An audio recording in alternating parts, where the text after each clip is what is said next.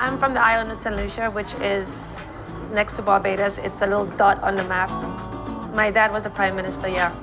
He was a very interesting man. He passed away, but he led St. Lucia to independence from England.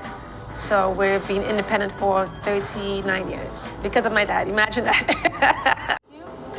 The cooking here is very soulful. And for me, it's not about the fancy looking dishes with the tweezers. It's more about how soul satisfying is that dish. So when I sear beef, I always do it on a high heat. And what I'm looking for is a nice, even sear.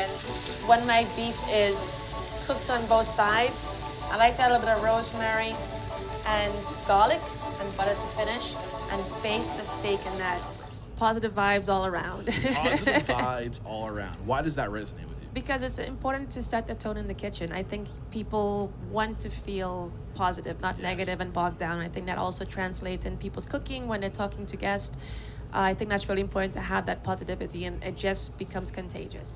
You want to make sure you get a little bit of everything. So you get the tomatoes, the arugula, the goat, all nicely just distributed in the plate. And then we're just going to finish with chopped cashews. I just like to add that just because it has a little bit of texture to it. A nice little crunch.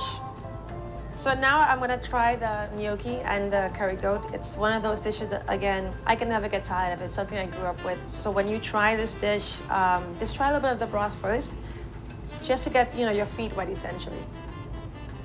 I think I look back on things, and I was very lucky to have every tropical fruit you could think of in your backyard. There was no going to the grocery store. It was just like waking up and going and picking limes to make juice.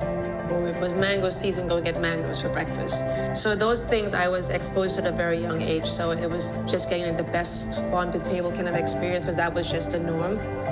So for me, that was a good starting point as a chef in terms of knowing where things come from and how we should treat them and respect them.